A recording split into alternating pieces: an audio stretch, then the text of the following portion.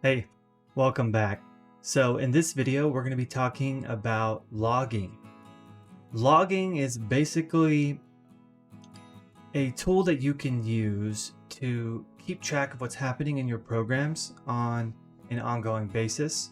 It's helpful for debugging, figuring out what's going wrong in your program, and also just a way to keep track of your program and make sure things are going as expected. And at its purest, most simple form, logging is just adding in print statements, right? You've probably done this leading up to this point just by you write code and then maybe in one of your functions you put a print statement, right? Some kind of debug statement where you're printing out the value in a variable.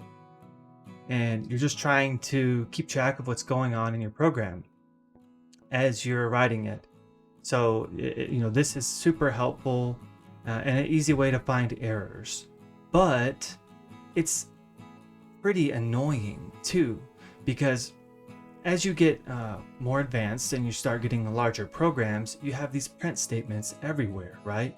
And probably what you've been tempted to do in the past is, okay, I've got my my program debugged. I'm just gonna go comment out this print statement. And then later, if I have another error, I'll go back and uncomment that print statement so I can see what's going on. Well, this is not really a great way to do it.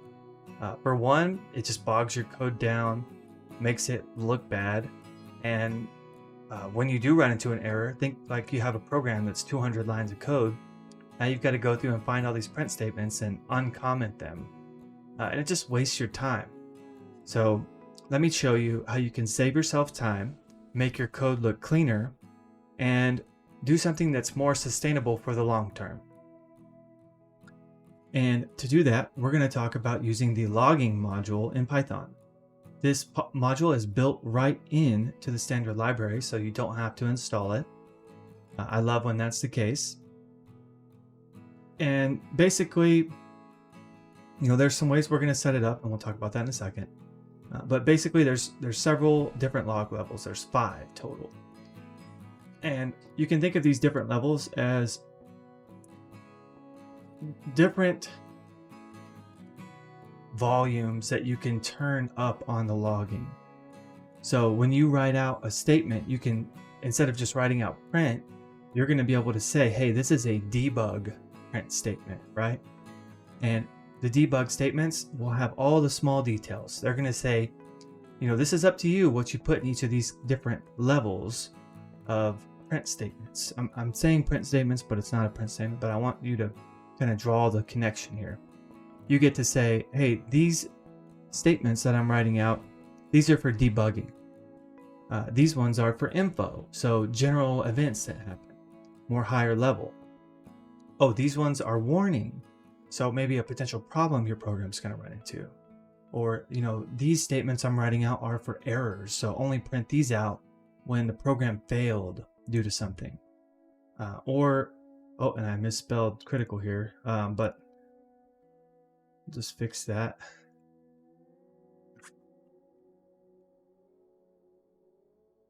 Critical. Anyways, I think that was going to bother me. Or critical, there's a fatal error and the program is going to stop. So you're logging out, only log that message when it's the most critical errors. Okay, let's look at how we actually do that. I wanted you to know the different levels, and now let's talk about how you do use the different levels.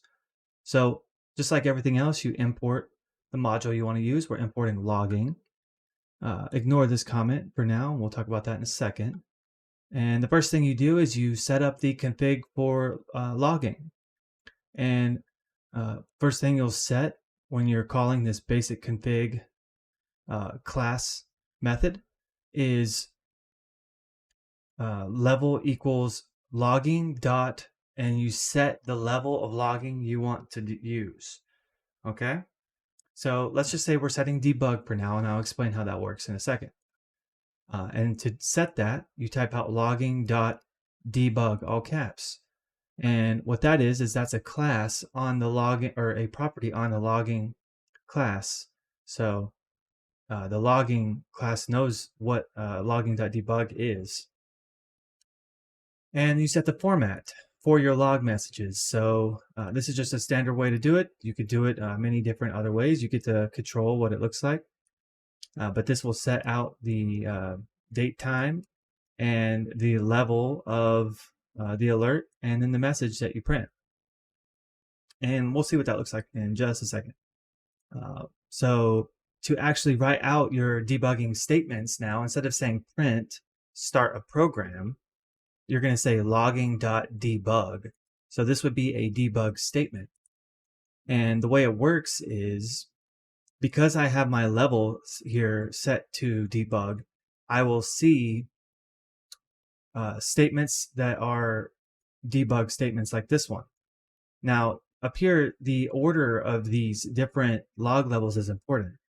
So if I set my logging level to debug, then I will see debug and everything else that comes after it. So if there's an info, message, warning, error, or critical, I will see all of those print out on the screen. Now, if I set my logging level here to critical, what it does is I won't see this debug statement here. I will only see a message if it says logging.critical. So I can actually set my logging level here without going in through my program. You know, I can have these debug messages all throughout, all these different debugging messages all throughout, right? And maybe on a regular basis, all I want to see is when there's a critical error, right? So I'll change my program just on this one line right here and say logging.critical. And what that will do is when my program runs, none of these debug statements are printed, which is really nice, because then when I run into a problem, what I'll do is I'll go to this one line here, change it to logging.debug because I'm debugging, and all my debug statements start printing.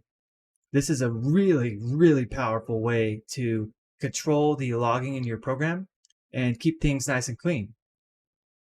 So you don't have to go and comment this line out. It'll stay there forever. And let's kind of jump through and see what the different uses are, right? So we have one that's just like, hey, is the start of the program. And just like before, we have that same program from the last video where we were talking about the bank balance and checking to see if the balance is less than 0, but we added in some logging statements. So maybe we want to, for debugging, we want to print out the product cost and the new balance. And then, you know, just like before, we raise our exception, but then inside of our except block, we put a, hey, let's log an error. So anytime an exception is thrown, not just our exception, but anytime we enter the except block, go ahead and log that we ran into an error of some kind. This will actually print out the error that we ran into as the message that's logged. And then at the very end, we just have another debug statement. So let me pull up Mu and show you what that looks like. This is the same exact program, and if I run it, you'll see we actually get all these debug messages. So you start a program, there it is, right? So that's this line of code right here. Another debug statement. So this is our product cost and a new balance like I talked about. Here's that error we saw for insufficient funds. That comes from right here. We still get all of our normal prints just like before. So anytime the program prints something, we're still going to see that. But what we also get the debug at the end. Now, if I come up here and I change this and say, hey, logging error is error, then we're only going to see error messages. See that? And just like that, I still have all my debugging in place, but I don't have to look at it every time until I run into an error. I just go change this one value, and I can get all those debug messages just to help me fix the program. And as soon as I'm done, go back and say, hey, let's just log error only. And I only get those error messages, which is really, really nice. Now, another option you have, maybe you want to leave it on debug. And if you're not debugging, you really just want all of your logging to be turned off. Well, another way to do that is right here, this first line of code, you disable. logging.disable, and you set the level you want to disable. Now this one goes in the reverse order. Like before, if you enable logging at debug, then you see debug and all of the different levels, right? So if you set it at, you're going to log at debug, then you're going to see all the different types of log levels. Now, if you disable and you say disable critical alerts, that's the most serious, that's the highest level. So if you disable the highest level, you probably don't want to see all the lower levels, right? And that's the way it works. So if you disable critical, it actually disables all of the previous levels as well. So if you, for example, wanted to disable all error and higher, you could disable error and critical would apply. But at that point, you should just change your log level to critical and you'll only see critical.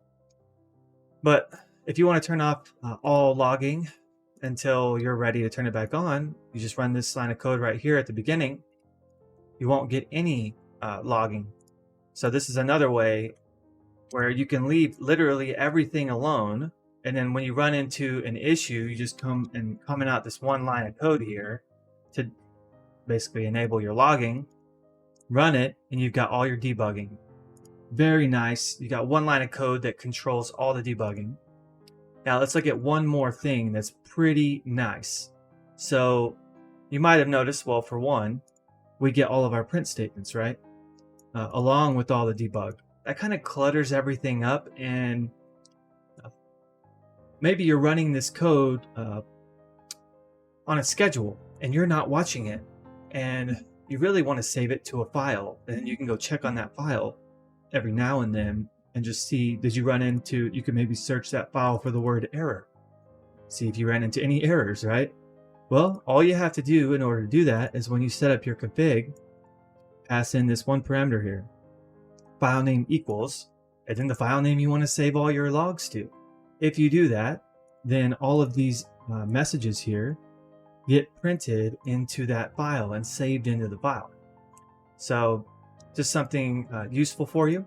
Hopefully you'll get some value out of logging. I recommend that you use this for debugging your programs. If you get used to using this logging module, you will never go back to the days of printing with